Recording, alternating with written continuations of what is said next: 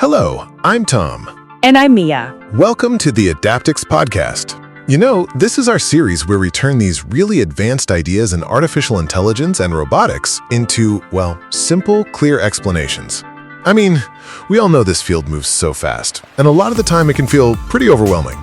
So our goal is just to create a space where anyone, and we mean anyone, can build their understanding at their own pace. Doesn't matter if you're just getting started or maybe you're exploring the broader world of intelligent systems. Let's dive in. In this episode, we want to explore how large language models evolved from text generators into agent systems that can use tools, take actions, collaborate, and operate inside growing AI ecosystems. Okay, so let's really unpack this, because I think for anyone who's been following the AI space, this shift is, well, it's arguably one of the biggest things to happen since the transformer architecture itself. It really is. For so long, the whole magic of these large language models was their eloquence, right? Their ability to generate this incredibly human-like text. Yeah, they were stunning text simulators. That's Yeah. the best way to put it. They were these very, very sophisticated predictors, just brilliant at guessing the next word in a sentence. Right. You could ask it to solve some incredibly complex problem, and it could write you a perfect detailed essay on how a person would go about solving that problem. Step by step. Perfectly, but it couldn't take step one. Exactly. They were great at knowing things, knowing language, knowing facts that were all locked up inside their training data, but they were not so great at actually doing anything in the real world. It's like they were this brilliant, paralyzed genius trapped in a box. That is the perfect analogy. It's this chasm between knowing and doing. It's absolutely crucial to understand this. If you tasked a traditional LLM, even a very powerful one, with, say, booking a flight for you right now. In real time. In real time. Yeah. Or running a complex financial calculation that needs this second's stock price. It would fail. It could write you a beautiful script detailing all the steps. Oh yeah, a perfect Python script to do it. A perfect script. But it couldn't actually click the buttons. It couldn't execute the code. It couldn't check that stock price at that exact instant. It couldn't consult an external weather API to see if your flight might be delayed. So its entire world was confined to that text generation window. It was just sort of running on its own internal static knowledge. Precisely. And real-world tasks, I mean, by their very nature, they require interaction with dynamic environments that change after you take an action. Of course. You book a seat on a plane, the number of available seats changes, you query a database, the data might be updated a second later. The LLM needed a way to, execute an action, see what happens. Observe the result. Observe the result in real time, and then adjust its next move based on that new information. And it's really that functional limitation that spurred this huge interest in what we now call agentic AI. Systems that are specifically designed for that action-oriented loop. Exactly. For autonomous decision-making and, goal-directed behavior, they finally overcome that constraint by being able to act.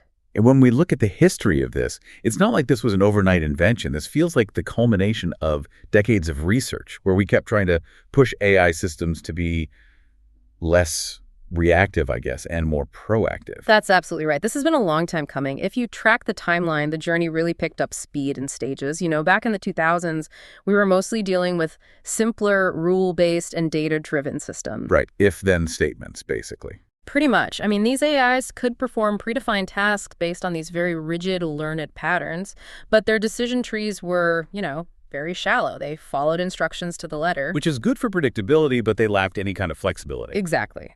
Then you get to the 2010s, and that brings in the era of really sophisticated deep learning and what we call multimodal systems. So more than just text. Much more. Agents started to be able to combine text and images and audio. This enabled much richer, more context-aware interactions.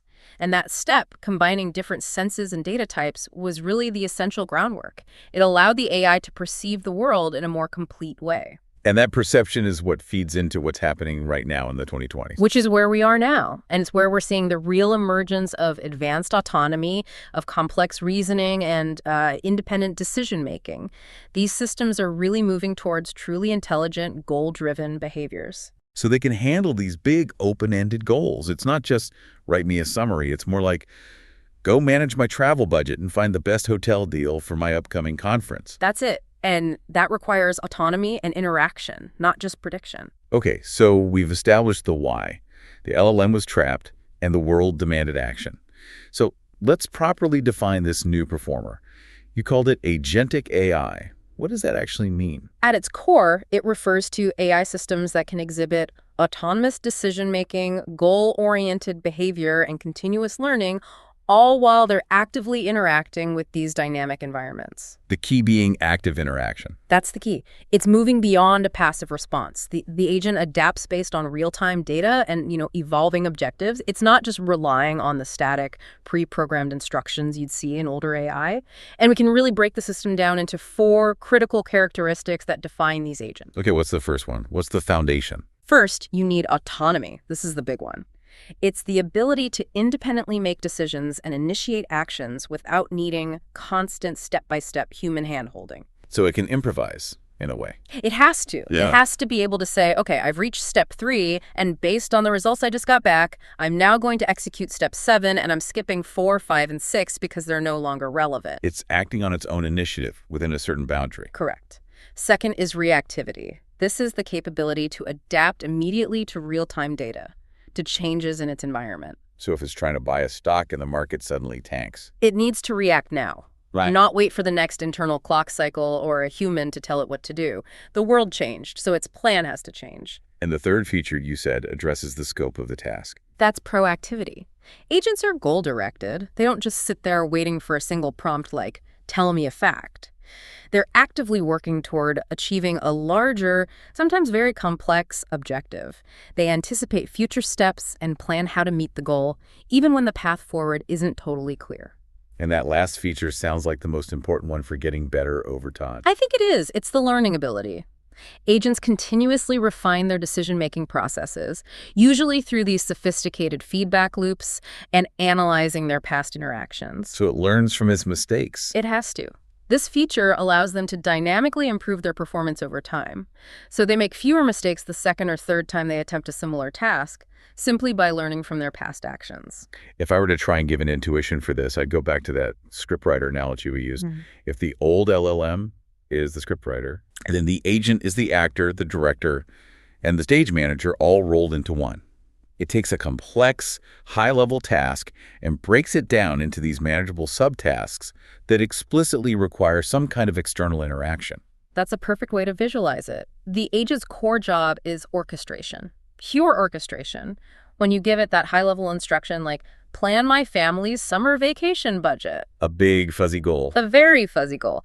The agent kicks off this sequential and iterative process.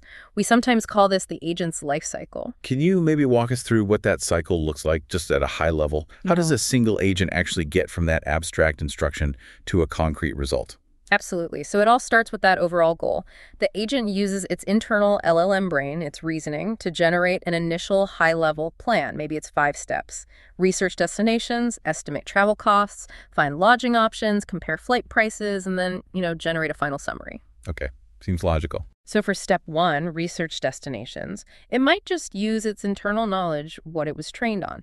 But for step 2, estimate travel costs, it immediately realizes it needs external, real-time data. It can't just guess. It can't. So it pauses its internal reasoning and it invokes a tool, maybe a web search API or a calculator for currency conversion, and it executes that tool. So the action actually happens outside the model itself. Exactly. The environment, in this case, the search API, returns an observation, a set of prices. The agent then takes that observation, feeds it back into its LLM brain, and adjusts the next step. So if the first destination is way too expensive. The agent might reflect on that and decide to loop back to step 1 and research a different destination before it even moves on to step 3. It's this dynamic, iterative process. Mm-hmm. Action, observation, reflection, and refinement. It just keeps chaining these internal LLM calls with external tool uses until that high-level goal is finally accomplished. This makes it so clear that tools aren't just a nice little add-on. They are the fundamental difference between knowing and doing. If the LLM is this powerful brain, then tools are its hands and feet. They're the external capabilities that let it actually interact with the digital world outside of its training data. I like to think of them as a capability expansion pack. I mean, we humans use tools to extend our own capabilities, right? We use a calculator to make our math perfect, a car to go faster, a search engine to extend our memory. That's fair. For LLMs, tools are simply the programmatic interfaces. the APIs, the database connectors, the code interpreters that grant them these real-world functional abilities. The sources we looked at seem to suggest there are two main ways researchers think about this integration. Yeah, that's right. One approach is that tools genuinely enhance the LLM's inherent intelligence. They just expand its problem-solving scope. So, a model trained mostly on text can suddenly become an expert mathematician just by being given access to a calculator. It outsources the calculation. It does. The second approach views tools more as direct extensions of the LLM's inherent capabilities. It allows the model to bridge that gap between its abstract knowledge and a concrete action seamlessly. Whichever way we classify them, the actual mechanism for using a tool successfully has to be pretty complex. It is, but it really boils down to a three-step methodology for this kind of augmentation. First, the agent has to determine the timing for invocation. The when. Exactly. It has to ask itself, do I need a tool for this at all, or can I solve this problem internally with my own training data? And that initial decision has to be one of the most critical steps, right? Because calling a tool when you don't need one just adds complexity, cost, latency. All of the above, absolutely. Yeah. So if it decides a tool is needed, the second step is retrieving tools. It has to pick the right tool from its library. And that library could be vast. It could be a Python interpreter, a SQL database query. Or a very specific proprietary API for real-time stock prices. The agent has to understand what each tool does and what kind of input, what parameters it needs to work. And finally, it has to actually use it. Third, it executes the tool usage methods. It effectively uses that selected tool with the right inputs to solve that specific subtask. And this is where the power really becomes obvious. We can illustrate this with a classic multi-tool example. Okay, let's use the flight and weather scenario. Say a user asks for two very different pieces of real-time information. Can you find me a flight from New York to San Francisco and let me know if I need to pack an umbrella for when I arrive on September 1st. Okay, so the agent gets this complex prompt, and its internal reasoning immediately determines that, yes, tool invocation is necessary. Because it needs real-time external data. Two kinds of it, flight search and weather conditions. So crucially, it makes an overall plan to address both parts of the question. So it starts with the first subtask. It does. It moves to step 2, retrieving the flight search API. It generates the precise, structured call with all the necessary parameters, origin, destination, date. The tool then executes that search and returns an observation. A list of available flights and prices. A list of flights. So that's one task handled. Now for the umbrella. Right. The agent takes that observation from the flight tool, stores it for later, and moves on to the second subtask. It recognizes the need for weather info and retrieves the weather API. It queries the weather for San Francisco on September 1st. And the tool returns the forecast. It returns the result. Maybe it says rainy, high, 20 Celsius low, 15 Celsius. Right. Finally, the system synthesizes the results from both of those independent tool calls, the flight options and the rainy forecast, and generates one single, coherent, final output for the user. And that simple example shows how it can orchestrate multiple external real-world services in parallel or in sequence to answer one question. It's a huge leap in utility. It really is. Yeah. But the sources also highlight a specific technical challenge that starts to pop up as these tool libraries get bigger and bigger. Something called tool discovery. It sounds like just matching the right tool to the task gets much harder when you have hundreds of options. Oh, it's a genuine headache for developers. I mean, if the LLM has access to hundreds of potential tools, say 50 different APIs just for booking travel, it can really struggle to efficiently identify the single most appropriate one. It's like having a library with thousands of books, but they all have very similar titles. That's a great way to put it. And so to optimize this, researchers are imposing structure on the chaos. They're optimizing the retrieval algorithms by structuring the tool repository itself. So it's not just a big pile of tools. Exactly. Think of it less like a massive heap and more like a carefully organized digital library, maybe with a card catalog. The organization is often hierarchical. What do you mean by that? For instance, a developer might categorize all the tools into, say, 3 tiers. The highest level is the domain level, finance, travel, or sports. The middle level is the category, stock trading within finance or flight booking within travel. And then at the bottom, you have the individual APIs themselves. So the agent doesn't have to scan everything at once. Precisely. This hierarchical structure has led to search methods that use what's called a depth-first search-based decision tree.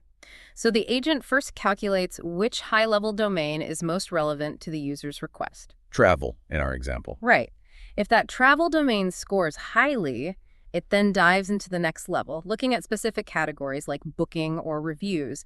It prunes away all the unnecessary branches like finance or sports really early on. That sounds incredibly efficient. It's like using the index at the beginning of a huge technical manual instead of reading the whole thing. Conceptually it is, but these systems do still struggle with stability.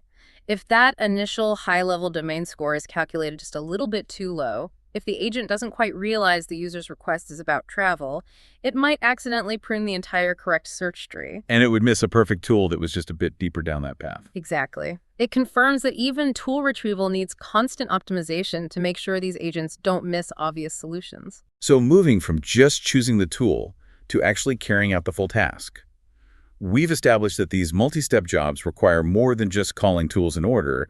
They need holistic planning, sequencing. And the base LLM, just generating tokens, can't orchestrate that sequence on its own. It needs guidance. And that guidance has to start internally by leveraging the model's own inherent reasoning capabilities. We call this the internal tool planner. And how does that work?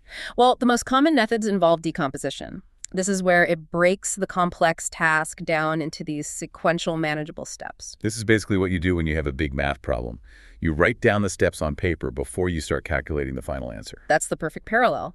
Yeah. And in the world of LLMs, this method is formalized through the famous chain of thought or COT approach. Right. This is the idea of making the model show its work. Exactly. It forces the model to vocalize its reasoning steps before it gives a final answer. So the LLM isn't just generating the answer, it's generating the plan for the answer first. I see.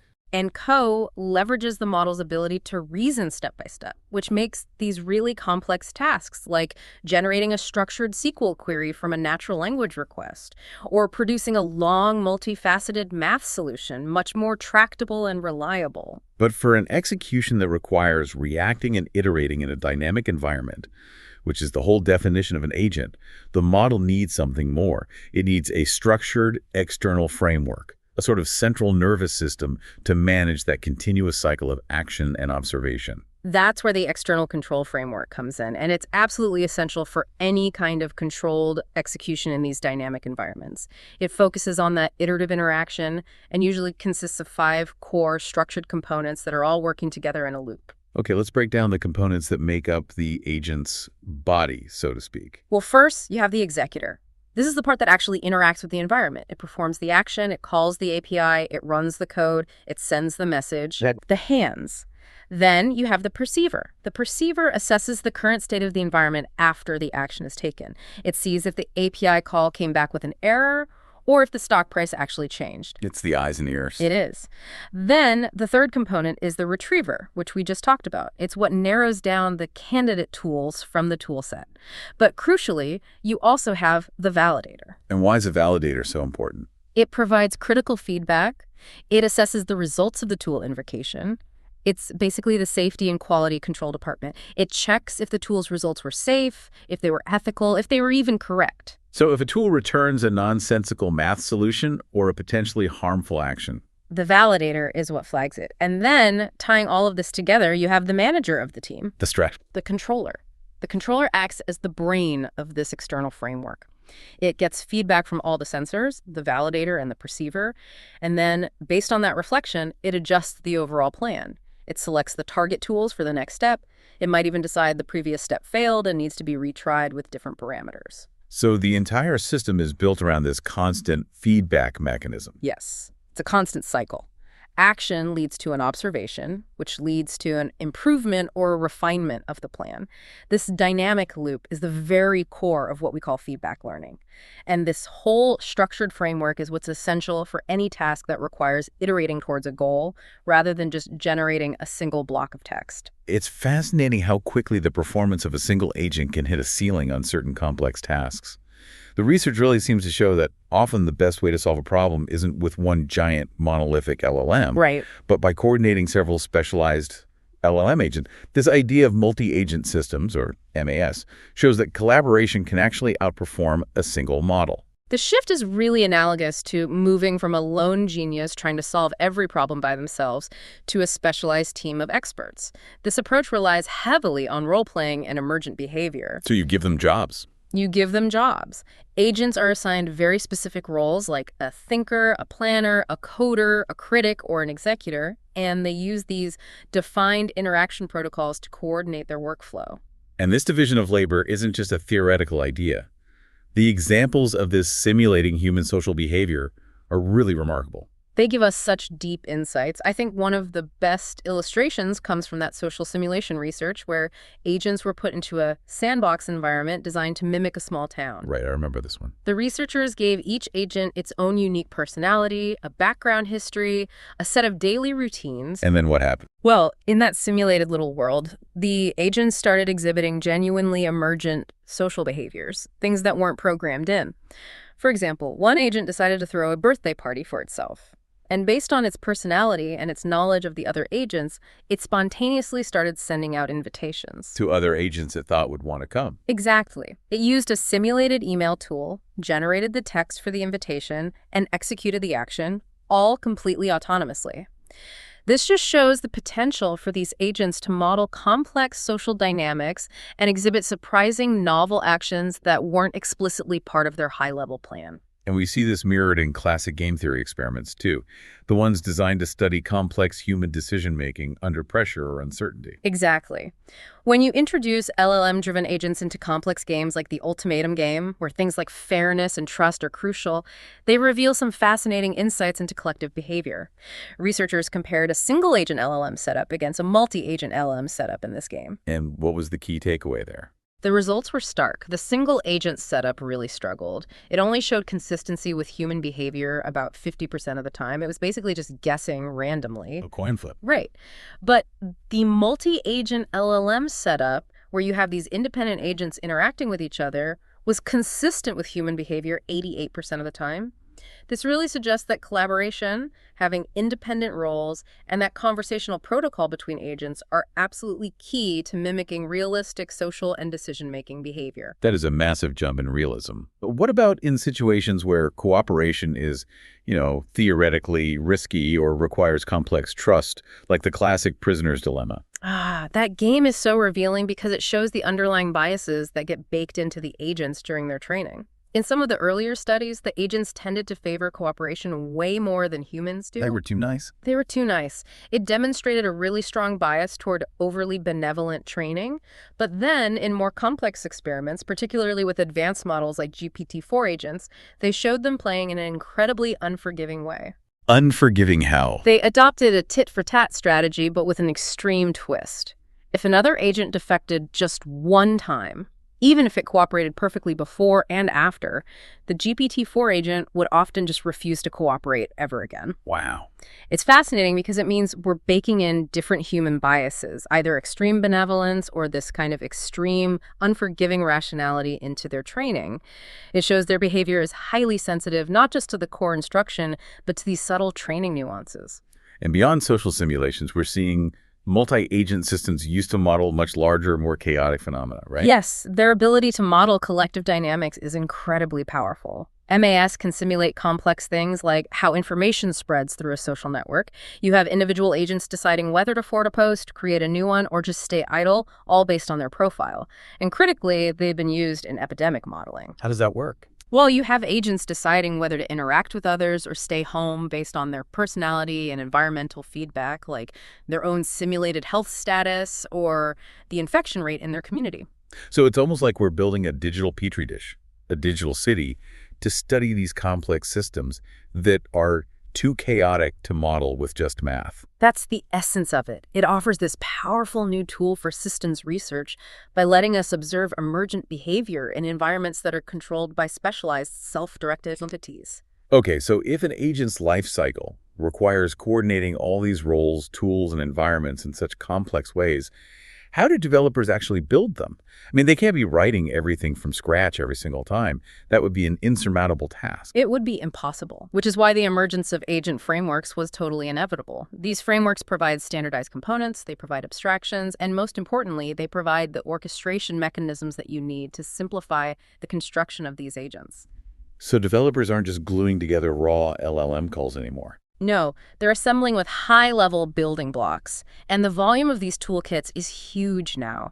The sheer number is staggering. I mean, over 100 open source agent frameworks have popped up in just a couple of years with massive community attention, and they generally organize themselves around 4 primary functional roles. Okay, so what's the first category?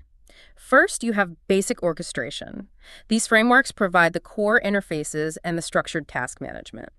LangChain was one of the earliest and most famous ones. It gave a foundational way to chain LLM calls and tools together. But it had its problems, right? Yeah. I remember hearing it struggled with state management. It did. If a task needed to pause and loop back, LangChain could sometimes lose track of where it was in the process, which led to the next generation, things like LangGraph. And how did LangGraph solve that state problem? It solved the statefulness issue by modeling the workflow not as a line, but as a graph. So for anyone listening who isn't technical, think of LangChain as a single train line. It can really only go forward. LangGraph is more like a complete subway map. It allows the agent to pause at a station, loop back to a previous station to reflect or correct something, or even take a completely different branch based on the results of a step. It enables that complex logic and those loops that the simple sequential models just couldn't handle. That's a fantastic way to explain it. Okay, what about the second functional role? How they manage the team? That's multi-agent collaboration. These frameworks specialize in enabling that division of labor. Autogen is a popular open source example, and it's focused on conversation-driven collaboration where the agents literally chat with each other to solve a task. On the other side, Crew AI is a commercial counterpart focused on highly structured workflows with defined roles and tasks. Okay, and the third?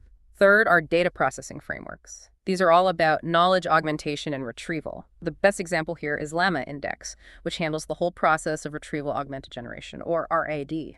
So grounding the LLM's responses in external up-to-date knowledge. Exactly, so it's not just relying on its old training data.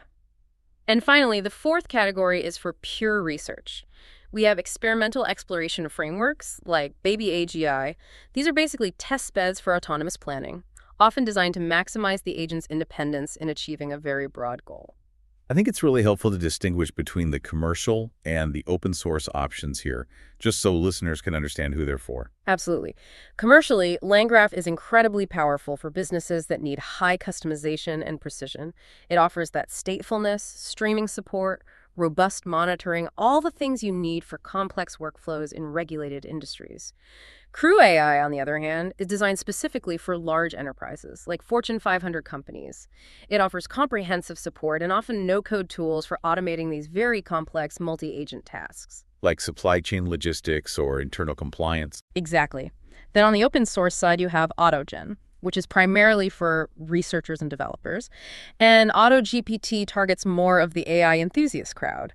Its main function is to automatically break down a big goal into subtasks and give the agent internet access to go fulfill them. What really stands out to me from the material is the finding that developers don't just pick one of these, they mix and match them. They absolutely do. The data shows this dominant real-world usage pattern. A staggering 96% of the top starred projects adopt multiple frameworks, and that underscores a really crucial point. That there's no one-size-fits-all solution. Not yet. No single solution exists that meets all the complex needs of these modern agent systems. A developer might combine LangChain for the core orchestration, use Llama Index for the RAG part, and then Autogen for the internal peer review conversation between their agents. It's a very modular, plug-and-play approach. So now we can shift from the architecture to the actual tangible impact. This whole move toward agentic AI isn't just an internal optimization for developers. It's fundamentally reshaping how businesses operate. The empirical studies are showing some really substantial efficiency gains. We're seeing massive productivity improvements across the board. I mean, AI-driven automation can improve overall productivity by up to 40% in some knowledge-based industries. It just reduces manual workloads and optimizes entire workflows that used to involve handoffs between multiple human teams. Let's start with an industry like finance, which relies so heavily on compliance, speed, and just processing mountains of data. In finance, the gains are immediate in 2 key areas: security and speed. AI-driven fraud detection systems have already reduced fraudulent transactions by 40%, just by observing patterns faster than any human team possibly could. And on the processing side? Look at JP Chase's AI platform, Koi-Iden. It processes huge volumes of legal documents in seconds. These were tasks that previously took specialized legal teams 360,000 hours a year. That is an immense number. That's not just saving time, Yeah. that's a complete reallocation of very high-level legal talent. What are those highly skilled lawyers doing now? Well, they're shifting their focus to the high-stakes, nuanced, judgmental tasks that the AI can't handle yet. Things like complex negotiation strategy or high-level advisory work. The AI is handling the drudgery, the document review, allowing that specialized human labor to focus on strategic thinking. And what about customer-facing operations like retail or e-commerce? There, the agent systems are optimizing the entire supply chain. AI agents can manage inventory autonomously, reducing stockouts by 30% and improving demand forecasting accuracy by up to 85%. So they're predicting in real time exactly what needs to be where and when. Exactly. And they also reduce overstocking costs by about 25% because they're relying on dynamic, real-time demand data, not static historical models. And finally, in these really complex fields like healthcare and scientific research, which involves so many multi-step processes and experiment design, what are the agents doing there? The impact here is possibly the most profound because it's accelerating discovery itself. Agents are being used for bioinformatics tasks, for building risk calculators by scanning and synthesizing thousands of medical papers, and even for automating entire scientific projects. Can you give us a concrete example of that kind of automation? Yeah, there's a big focus on agents that can autonomously design and create their own reusable tools. So an agent might be tasked with solving a very specialized problem, like analyzing gene sequences in a new virus. The agent will first conduct a literature review, then autonomously identify the necessary computational tools, manage and resolve all the software dependencies, implement and test the custom code it needs for the analysis, and then generate the final report. An entire automated scientific workflow. From start to finish, reducing the reliance on manual intervention even at the tool building stage. This shifting capability naturally leads to this crucial strategic decision that organizations are facing. It's defining the relationship between the human and the AI, the difference between the co-pilot model and the autopilot model. The co-pilot model is the one most people are familiar with right now. The AI acts as an assistant tool for human employees. It sits alongside them, a very powerful, capable assistant. And the benefits are clear. Yeah, it increases trust in the AI. It significantly reduces human errors because a human is still in the loop. But critically, it still requires human supervision and approval before the final execution. And the autopilot model. That represents the final strategic frontier. Autopilot AI operates automatically and for routine tasks without the need for human supervision.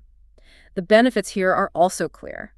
Maximized efficiency, better performance through constant optimization, and reduced operational costs because human resources are freed up completely from that oversight. It sounds like autopilot is the inevitable goal for most routine corporate tasks.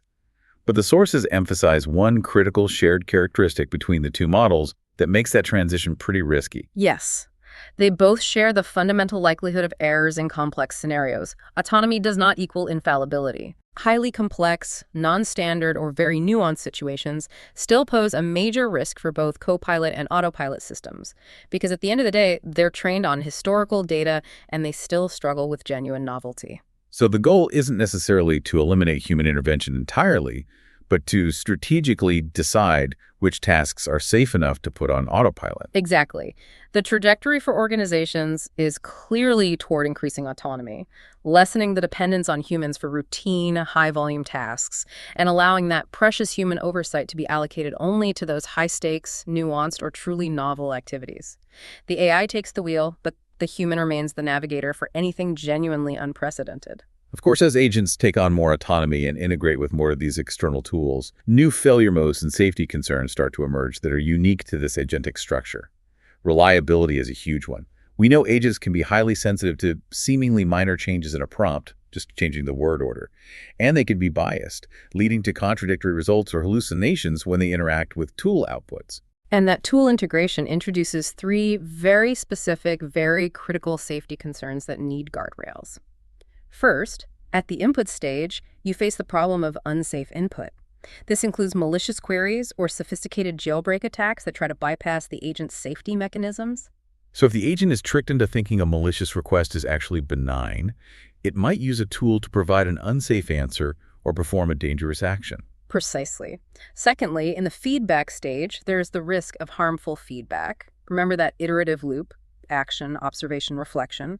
If the environment or the tool itself returns a dangerous or nonsensical observation, either by accident or if someone deliberately inputs an unsafe statement as tool feedback, the agent might not recognize its harmful nature. It'll just accept it as fact. It'll just accept the observation and output it to the user, or proceed with the wrong plan. It could potentially amplify the danger during that iterative process.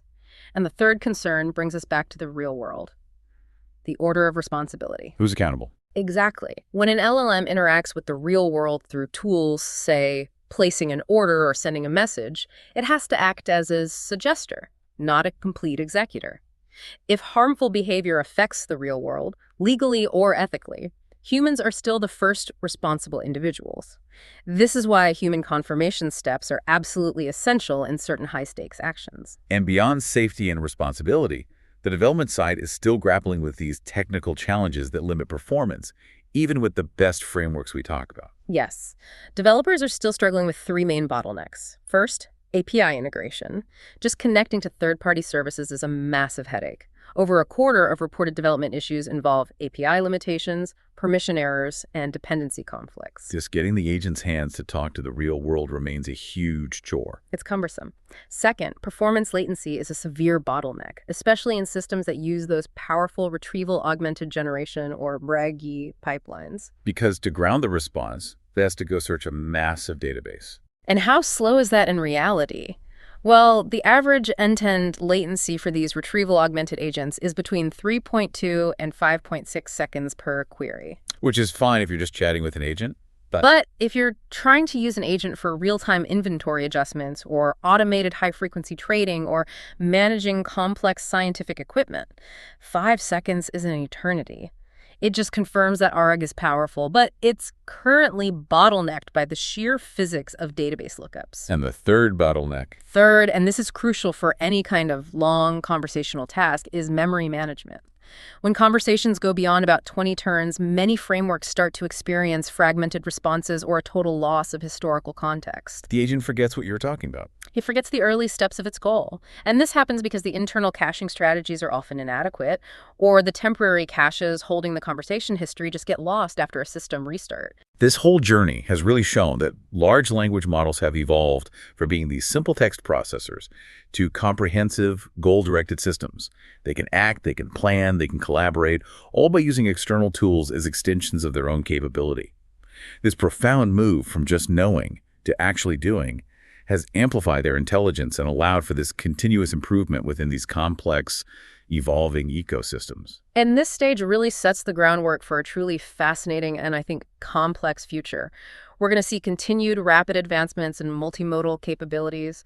Agents will be able to process and integrate text, images, audio, and video with this unprecedented context awareness. They'll perceive the world much more fully. And on the technology side, we're also watching the continued integration of agentic AI with emerging technologies like quantum computing and edge AI. Quantum computing could revolutionize the speed of that search and retrieval, maybe shattering that latency bottleneck we talked about.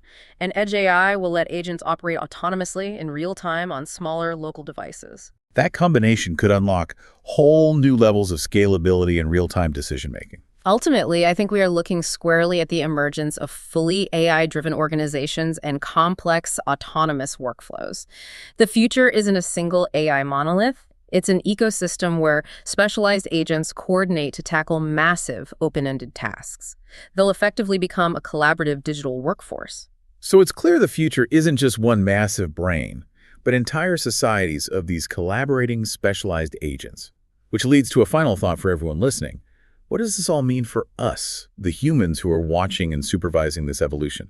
If this next stage involves multi-agent societies where AI systems specialize and coordinate like teams of human experts, how must we as human users and supervisors evolve our own skills to interact effectively with these complex, autonomous digital workforces? Thanks for listening to the Adaptix podcast. If you have any questions, feel free to reach out to us.